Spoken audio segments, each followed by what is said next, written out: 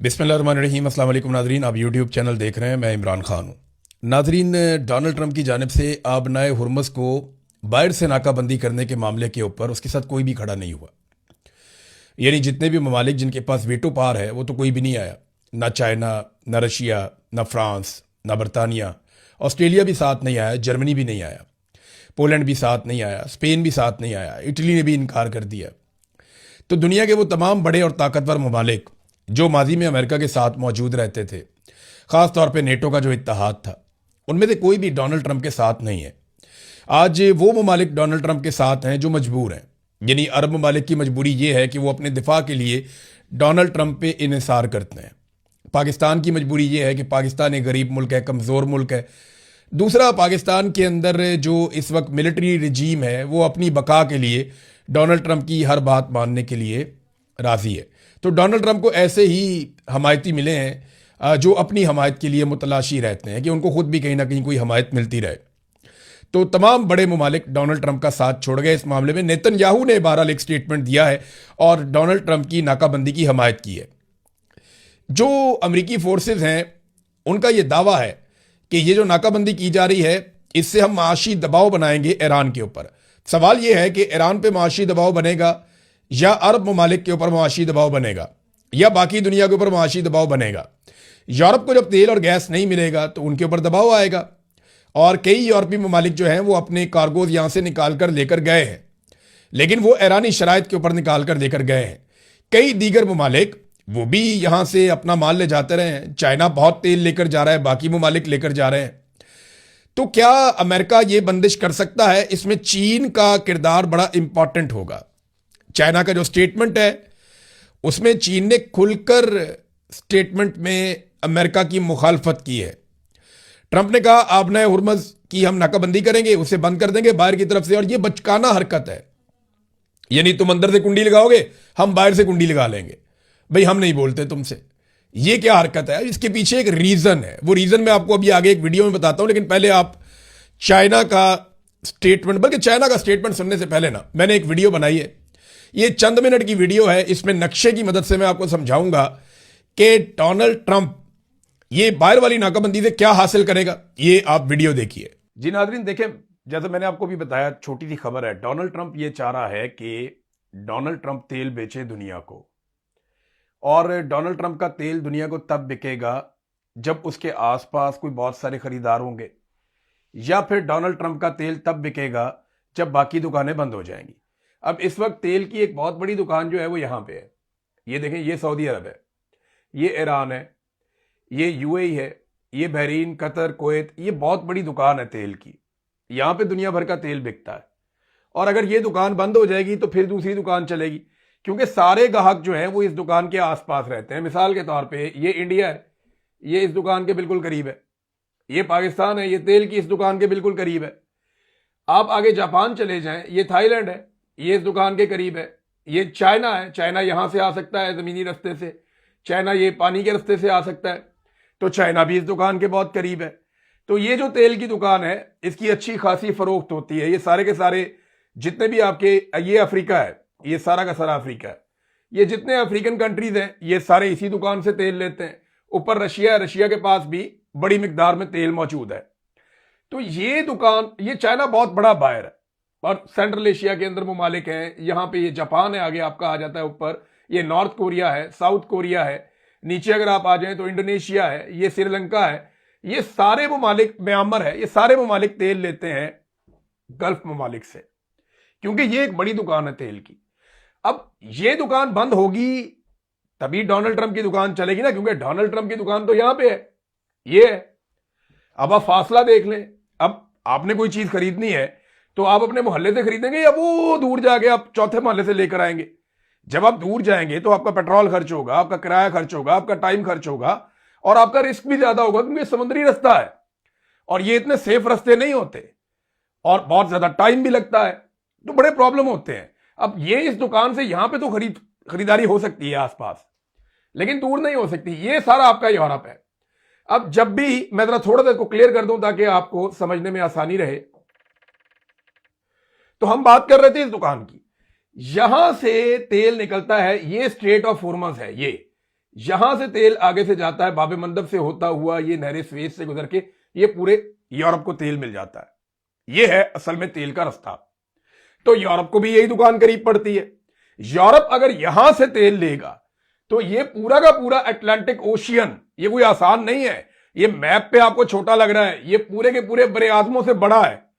तो पूरा का पूरा अटलांटिक ओशियन कैसे बहरी जहाज क्रॉस करेंगे? और एक बात और ध्यान में रखिएगा, बहरी जहाज ऐसे ट्रेवल नहीं करते कि सीधे सीधे समुद्र के बीच में से आ जाए। वो हमेशा किनारों पे ट्रेवल करते हैं। बहरी जहाज जब भी ट्रेवल करते हैं किनारों पे ट्रेवल करते हैं। वो समुद्रों के बीच में ट्रेवल नहीं करते। वो किनारों से 10 किलोमीटर, 12 किलोमीटर, 25 किलोमीटर बाद वो दूर रह के वो ट्रेवल करते हैं। सेंटर के अंदर जाना उनके लिए इतना आसान नहीं होता। बहरहाल अमेरिका ये चाहता है कि उसका तेल ज्यादा से ज्यादा बिके और वो बेचने के लिए ये सारा खेल अब ऐसा लगता है खेला जा रहा है। ये आपने हुर्मुज़ को जो ईरान ने बंद किया, तो ईरान की तो मजबूरी है इसको बंद करने की। ईरान तो इसलिए बंद कर रहा है कि हमारे ऊपर हमले होते हैं, लड़ाई होती है, और वो ये कह रहा है कि अब हम यहां से पैसा वसूल करेंगे जो हमारा नुकसान हुआ है। अमेरिका कहता है कि वो मुख्तलिफ जगहों पे ब्लॉकेज लगा देगा, वो मुख्तलिफ जगहों पे ब्लॉकेज लगा देगा। वो कोशिश करेगा कि यहां से जो तेल का जहाज निकले वो उसको आगे से बंद कर दे। तो क्या पाकिस्तान की तरफ तेल नहीं आने देगा?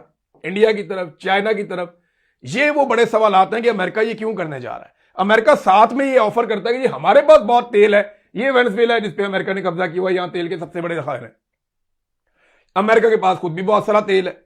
वो ये कहता है कि आप तेल हमसे खरीद लें, दुकान उसकी बहुत दूर है, तेल वो हमें बेचना चाहता है। तो आसान तरीका क्या है कि ये वाली दुकान बंद कर दो, ये गल्फ के अंदर, बस।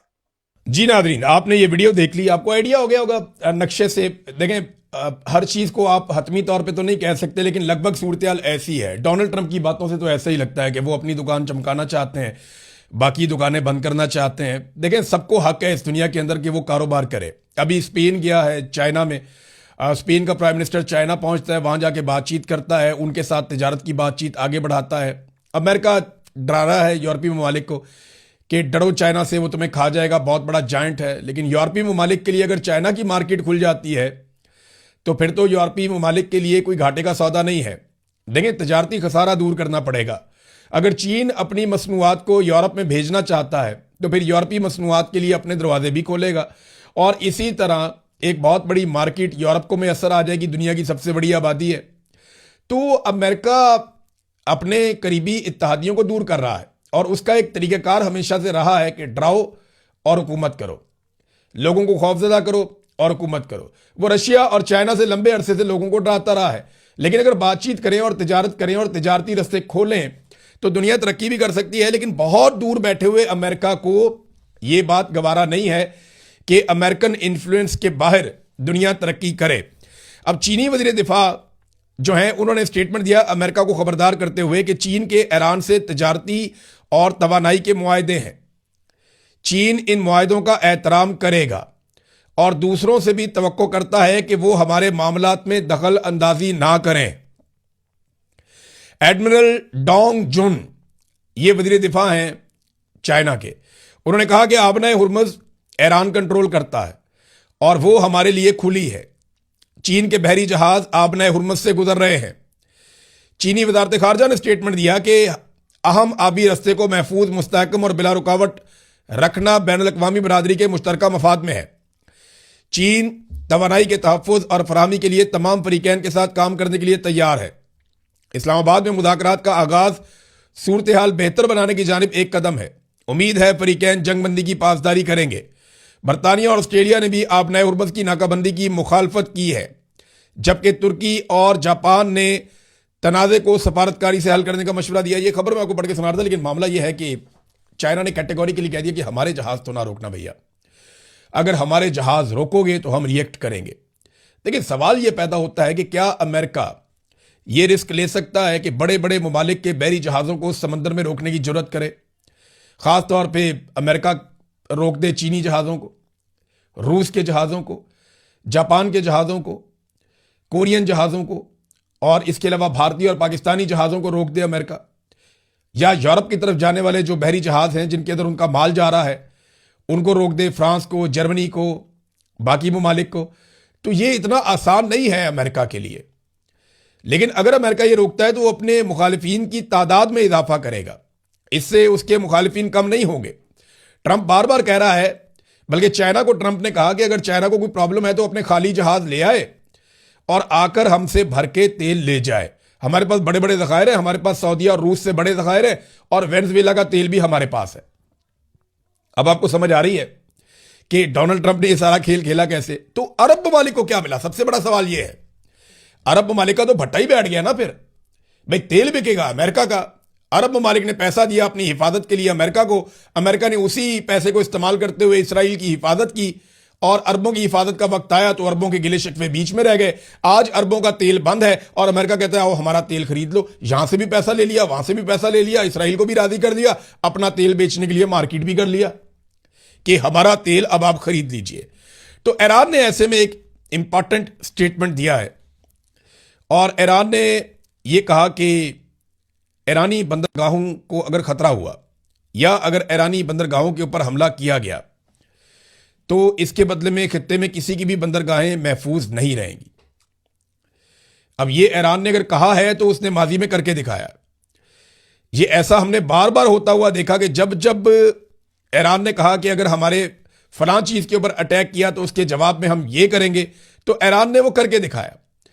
ईरान के जो वजीर खारजा अब्बास अराक्ची उन्होंने कहा इस्राएली रियासत को उनके शैतानी इकदामात के नतीजे में तीसरी आलमी जंग शुरू होने से पहले ही खत्म कर देना चाहिए।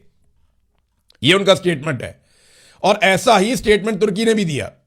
कई यूरोपीय ममालिक यह कहना शुरू हो गए हैं कि जनाब हमें तो बहुत सारी चीजें अलग किस्म की बताई जाती थी, लेकिन जो आज हम होता हुआ देख रहे हैं गाजा में, लबनान में, ईरान में, और जिस तरह आबना हुर्मुज़ को बंद कर दिया गया है और जिस तरीके से पूरे खित्ते को आग में झोंक दिया गया है, अब जैसे डोनाल्ड ट्रंप कह रहा है कि वो बाहर से बंद कर देगा कि तुम अंदर से कुंडी लगाओ, हम बाहर से कुंडी लगा लेंगे। तो ये जो डोनाल्ड ट्रंप की पॉलिसी है, इससे डोनाल्ड ट्रंप के मुखालिफिन में इजाफा हो जाएगा। ईरान ने एक वीडियो भी जारी की है और ये पासदारान इनकलाब ने अमरीकी जो बहरी जहाज आए थे, जो फाइटर बहरी जहाज थे अमेरिका के, जब वो आबना हुर्मुज़ के करीब आए तो पासदारान इनकलाब ने बाकायदा एक वार्निंग भेजने की वीडियो जारी की और उसमें दिखाया कि किस तरीके से डोनाल्ड ट्रंप का दावा गलत था। जब अमरीकी जहाज ईरान के बिल्कुल करीब पहुंचे, आबना हुर्मुज़ के करीब आए, तो ईरान ने उन्हें वार्निंग दी और वार्निंग देने के बाद उन्हें वापस जाने पर मजबूर कर दिया। ईरान ने काफी अच्छा बंदोबस्त किया हुआ है और जितने भी आलमी तजियाकार हैं उनका यह कहना है कि ताकत के बलबूते पे आप आबना हुर्मुज़ को कभी भी कंट्रोल नहीं कर पाएंगे, क्योंकि ईरान की वहां सरहद लगती है साथ, वो पूरे सरहद के साथ साथ है। या तो आप वहां पे कब्जा करके एक नया मुल्क बना लें, ये आप कर नहीं सकते। जमीन पे आपने अभी तक फौजी उतारे नहीं, आप उतारेंगे तो वहां पे लड़ाई हो जाएगी। वो कहते हैं 1 करोड़ से ज्यादा, ये दावा किया ईरानी सदर ने कि 1 करोड़ 40 लाख के करीब ईरानी हैं जिन्होंने अपने नाम लिखवा दिए जंग लड़ने के लिए कि वो लड़ना चाहते हैं। अब ऐसी कौम के साथ जमीन पे उतर के कौन लड़ेगा? जब सारी कौम ही लड़ना चाहती है तो आप उनके साथ जमीन पे उतर के लड़ाई तो नहीं लड़ सकते, या आप वहां नया मुल्क तो नहीं बना सकते कब्जा करके। ना वो इसराइल की सरहद के साथ लगता है कि वो लेबनान की तरह बहुत बड़ी एक वो एरिया बना लेता है कि जनाब ये बफर जोन है, इसके बीच में कोई नहीं आएगा, या हम अपने आप को महफूज बना रहे हैं। तो आबना हुर्मुज़ को कंट्रोल करना नामुमकिन है, आपको ईरान के साथ बात ही करनी पड़ेगी। क्या दोबारा मुज़ाकरात होंगे? बिल्कुल मुझे ऐसा लगता है कि दोबारा मुज़ाकरात होंगे, और ये मुझे लगता नहीं है। ये जो कोशिशें हो रही हैं, जो पाकिस्तान भी कर रहा है, तुर्की भी कर रहा है, मिस्र भी कर रहा है, रशिया और चाइना भी कर रहे हैं, और बहुत सारे जो यूरोपीय ममालिक हैं वो भी कोशिश कर रहे हैं कि मुज़ाकरात हो जाएं। अरब ममालिक भी ये चाहते हैं कि मुज़ाकरात हो जाएं। अगर मुज़ाकरात दोबारा हो जाते हैं तो उम्मीद है कि अमेरिका मजीद लचक दिखाएगा और ईरान के साथ कोई मामला उनके तय हो जाएंगे। लेकिन देखें, अमेरिका को चाहिए फेस सेविंग, उसको जीत की सूरत में एक ट्रॉफी चाहिए। वो ट्रॉफी क्या हो सकती है? एक, वो ये चाहते हैं कि आबना हुर्मुज़ फौरी तौर पे खुल जाए। अब ईरान की जानिब से एक और खबर भी आती है, उसमें यह दावा किया जाता है कि अमेरिका हिस्सा मांग रहा था कि आबना हुर्मुज़ में से जो भी कमाओगे उसमें हमारा हिस्सा हमें दोगे।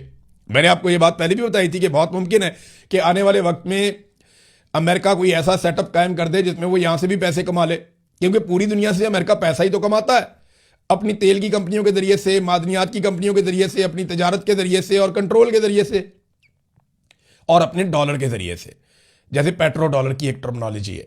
तो अमेरिका पूरी दुनिया से पैसा ही कमाता है, और यहां पे भी अगर उसको पैसा अच्छा मिल जाता तो शायद एक अच्छी डील भी हो जाती। तो उसको वॉर ट्रॉफी चाहिए कि हम जीते हैं। वॉर ट्रॉफी क्या हो सकती है? वो यूरेनियम जो ईरान ने अफसूदा की है, 60% अफसूदा यूरेनियम, वो अमेरिका को चाहिए कि वो रख के दिखा दे किसी एक जगह के ऊपर कि ये यूरेनियम, डोनाल्ड ट्रंप जाए, जाके विजिट करे और शाबाश दे अपने लोगों को और कहे जनाब इसके लिए हमने जंग लड़ी थी, हमारा मकसद पूरा हो गया। तो एंडिंग अच्छी नहीं हो रही। तो अब डोनाल्ड ट्रंप इस जंग को लंबा कर सकता है। वॉल स्ट्रीट जर्नल ने यह दावा किया, द इकोनॉमिस्ट कह रहा है कि Donald Trump full fledge war के अंदर नहीं जाएगा, वो पछता रहा है पहले ही। लेकिन वॉल स्ट्रीट जर्नल ने यह कहा कि डोनाल्ड ट्रंप महदूद पैमाने पे छोटे मोटे मिलिट्री ऑपरेशंस या छोटे मोटे हमले वो ये करता रहेगा और इसको लिंगर ऑन करेगा इस मामले को जब तक कि उसको दुनिया की सपोर्ट नहीं मिल जाती। तो मेरी नज़र में दोबारा मुज़ाकरात ही होने, आप जितनी मर्जी लड़ाई कर ले, अल्टीमेटली आपको टेबल के ऊपर बैठना पड़ता है और एंड ऑफ द डे इनको टेबल के ऊपर बैठना पड़ जाएगा। पाकिस्तान की कुछ मजबूरियां हैं, कुछ चीज़ें हैं जिनकी वजह से पाकिस्तान अपनी खारजा पॉलिसी को खुल के इंजॉय नहीं कर पा रहा। पाकिस्तान ना चाइना के साथ खुलकर मामला कर सकता है, ना अमेरिका के साथ, ना ईरान के साथ, ना सऊदीया के साथ। हाँ, एक मजबूरी है कि अभी यूएई का पैसा पाकिस्तान ने वापस करना है और उसके लिए ब्लूमबर्ग की रिपोर्ट के मुताबिक पाकिस्तान चीन और सऊदी अरब से कह रहा है कि हमारे कौमी खजाने में रखने के लिए कुछ पैसा आप दे दें अमानतन, और वो पैसा उधार होगा, हमारे पास पड़ा रहेगा, उसके ऊपर ये सूद भी अदा कर सकते हैं, तो हम यूएई का पैसा वापस कर दें। अब यूएई को इस महीने पैसे वापस करने पड़ेंगे। उन्होंने कई दहाइयों तक पैसा अपना पाकिस्तान के पास रखा है, उसके ऊपर वो सूद लेते रहे हैं, लेकिन वो पैसा हमें वापस करना पड़ेगा। अब सऊदी अरब और कतर वाला मामला भी आपके सामने है। ये खबर आ चुकी है कि वो हो सकता है कि पाकिस्तान को $5 अरब या इसके आसपास की कोई रकम मदद के तौर पे दे दें जो पाकिस्तान अपने कौमी खजाने में अमानतन रख ले। इसके लिए शहबाज शरीफ अभी मुस्तकबिल करीब में सऊदी अरब का एक विजिट भी करने वाले हैं और इसी हवाले से गुडविल जेस्चर के तौर पे पाकिस्तान ने सऊदी अरब के अंदर जो है वो अपने एयरफोर्स की तादाद को बढ़ाया, अपने जंगी जहाज भेजे, अपनी फौजियों की जो प्रेजेंस है उसको पाकिस्तान ने वहां पे बढ़ाया। तो वो सऊदी अरब को यकीन दिला रहे हैं कि हम तो आपके साथ हैं, आपको जो मारेगा हम उसको मारेंगे। और जो बहुत सारे टाउट सहाफ़ी हैं वो लगातार ये स्टेटमेंट दे रहे हैं कि ईरान खैर मना ले, ईरान को पता चल जाए, वो इस किस्म की बातें कर रहे हैं। ईरान का बादुकात नाम लेकर, बादुकात नाम लिए बगैर वो ईरान के ऊपर तनकीद कर रहे हैं और इन्होंने पूरी कोशिश की है कि किसी तरह पाकिस्तान तहरीक इंसाफ को उकसाया जाए। यानी पाकिस्तान तहरीक इंसाफ पहले दिन से ये इमरान खान का मौक़िफ़ था, सबसे पहले इमरान खान ने यह सुलह करवाई थी। ये इमरान खान का मौक़िफ़ था कि हर हाल में आप जंग से बचें, बैठ के बातचीत करें, रस्तों को खुला रहने दें और इत्मीनान के साथ, अमन के साथ रहें। यही सारे मुस्लिम ममालिक के मफाद में है।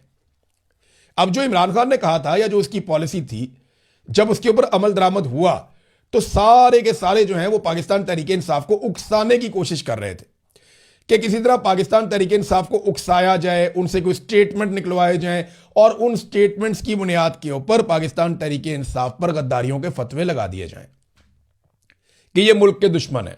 अंसार अब्बासी साहब जैसे लोगों ने इस पर बड़ी जल्दी पे तेल का काम किया। तहरीक इंसाफ के लोग एक ही बात पहले दिन से कर रहे हैं, मेरा भी पहले दिन से ये मौक़िफ़ है, हर पाकिस्तानी का ये मौक़िफ़ है कि पाकिस्तान को जंग में उतरने की बजाय अमन के लिए किरदार अदा करना चाहिए। लेकिन टाउट्स ने पूरी कोशिश की कि पाकिस्तानियों को किसी तरह भी उकसाया जाए और कोई ऐसा माहौल बनाया जाए कि पाकिस्तान तहरीक इंसाफ या इमरान खान साहब को मजीद कुचलने का एक जवाब घड़ दिया जाए। लेकिन तहरीक इंसाफ पे आफरीन है, उन्होंने बदतरीन फस्तायत, जुल्म और जबर के बावजूद अपना जलसा भी कैंसिल किया। उन्होंने हर उस चीज़ की हमायत की जो अमन के लिए ज़रूरी थी और हर उस चीज़ की मुखालफत की जिसमें पाकिस्तान जानिबदार बनने जा रहा था। जानिबदार पाकिस्तान देखें कुछ हद तक हो ही जाता है। मैं मिसाल आपको देता हूं। अभी सुबह मुझे एक टेलीफोन कॉल आई, मेरे एक दोस्त है, उन्होंने मुझे बताया कि पाकिस्तान ने भाईचारे की आला मिसाल कायम करते हुए तेहरान टाइम्स को पाकिस्तान में बंद कर दिया है। कुछ ईरानी वेबसाइट्स हैं न्यूज़ की जो पाकिस्तान के अंदर अब ब्लॉक हो गई हैं। मैं बड़ा हैरान हुआ, मैंने कहा ये कैसे हो सकता है। मैं क्योंकि बरतानिया में हूं तो मुझे यहां से तो पता नहीं चलना था। फिर मैंने पाकिस्तान में कुछ दोस्तों को फ़ोन किया, उन्हें मैंने कहा जी कि आप तेहरान टाइम्स को खोलें बगैर वीपीएन के। वो जिसने खोला उन्होंने कहा जी नहीं खुल रहा, ये सुबह की बात है।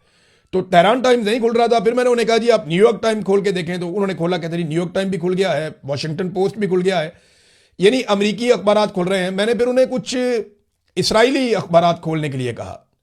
तो इसराइली और अमरीकी मीडिया पाकिस्तान में देखा जा रहा है, आप इंटरनेट के ऊपर उसको सर्च करके खोल सकते हैं। लेकिन जब मैंने सुबह चेक करवाया और 2 मरतबा चेक करवाया, अलग अलग जगह पे चेक करवाया, तो तेहरान टाइम्स पाकिस्तान में बंद हो गया था। एक जर्नलिस्ट है उस्मान चौधरी साहब, उन्होंने भी इसकी निशानदेही की है कि उनके पास भी ये नहीं खुल रहा। कुछ और लोग हैं, उन्होंने भी इस किस्म की बात की है कि तेहरान टाइम्स, क्योंकि एक दोस्त ने हमारा, उनका एक आर्टिकल भी छपा था तेहरान टाइम्स में, वो पढ़ने के लिए एक और दोस्त ने खोला, उन्होंने कहा जी उनके पास भी नहीं खुला। तो पाकिस्तान के अंदर तेहरान टाइम्स बंद हो गया। ये क्यों बंद हो गया? यानी अमेरिका का और इसराइल का मीडिया पाकिस्तान में देखा पढ़ा जा सकता है, लेकिन ईरान का मीडिया पाकिस्तान में देखा पढ़ा नहीं जा सकता। ये क्यों हुआ? और ईरानी सहाफियों के ऊपर पाकिस्तान की मिलिट्री एस्टेब्लिशमेंट ने, बाकायदा अफसरान ने ये हुक्म जारी किया कि उन्हें अपने टीवी चैनल्स में और प्रोग्रामों के अंदर अब ना बुलाया जाए। और ये बात ईरान के सहाफी तस्दीक कर चुके हैं। जब मैंने ये खबर दी तो इन्होंने बहुत छलांगे मारी, लेकिन बाद में इसकी तस्दीक भी आ गई। तो नाज़रीन, हम चीज़ों के ऊपर नजर रखेंगे, आपके साथ शेयर करते रहेंगे। अब तक के लिए इतना ही। अपना ख्याल रखिएगा, अपने चैनल का भी। अल्लाह हाफिज़।